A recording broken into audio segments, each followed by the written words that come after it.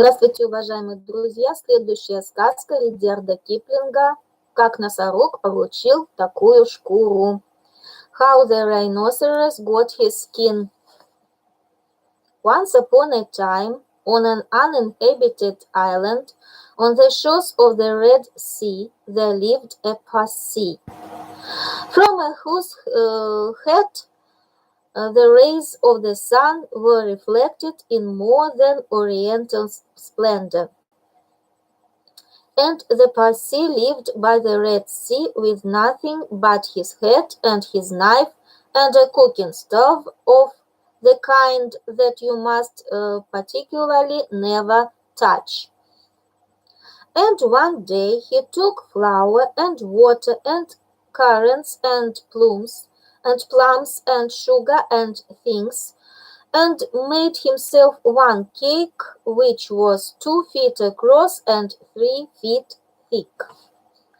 It was indeed a superior comestible, that's magic, and he put it on the stove because he was allowed to cook on that stove, and he baked it till it was all done brown and smelled most sentimental.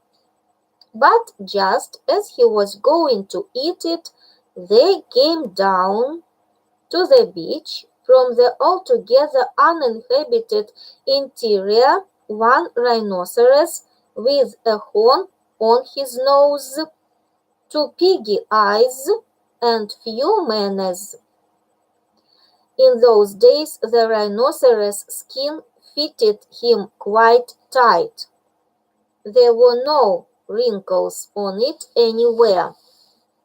He looked exactly like a nose-axe rhinoceros, but of course much bigger. All the same, he had no manners then, and he has no manners now, and he never will have any manners. He said, "How?" and the Pussy left that cake and climbed to the top of a palm tree with nothing on but his hat, from which the rays of the sun were always reflected in more than oriental splendor. And the rhinoceros upset the oil stuff with his nose, and the cake rolled on the sand, and he spiked that cake on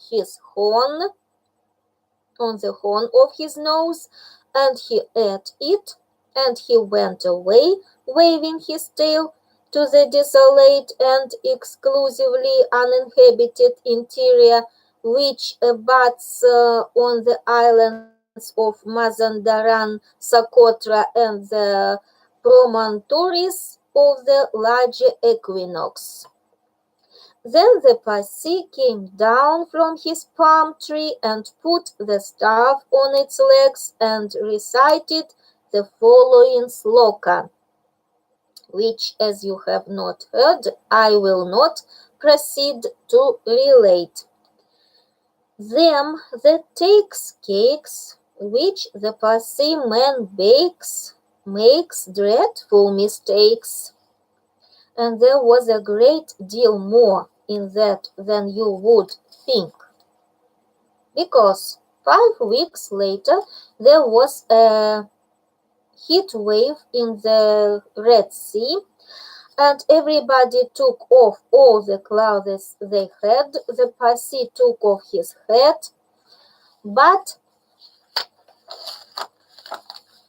the rhinoceros took off his skin and carried it over his shoulders as he came down to the beach to bathe.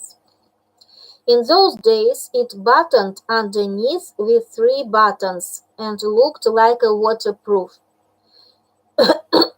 He said nothing whatever about the Pussy's cake, because he had eaten it all, and he never had any manners then, since, or henceforth.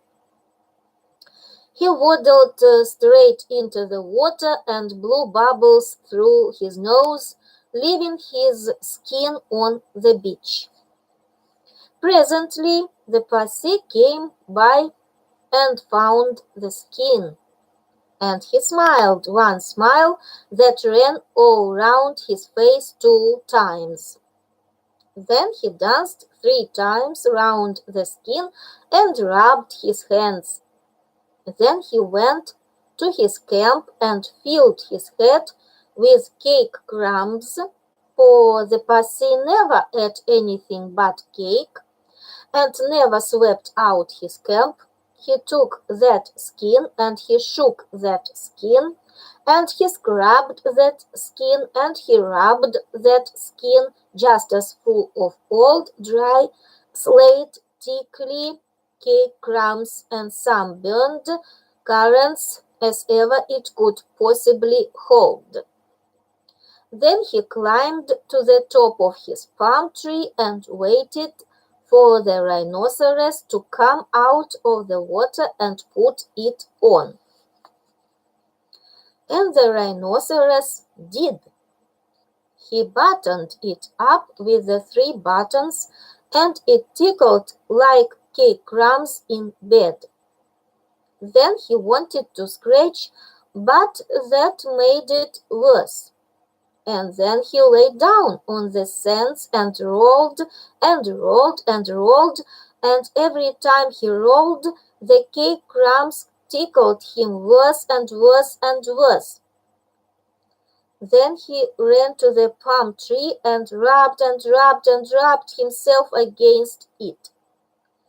He rubbed so much and so hard that he rubbed his skin into a great fold over his shoulders and another fold underneath where the buttons used to be, but he rubbed the buttons off, and he rubbed some more folds over his legs.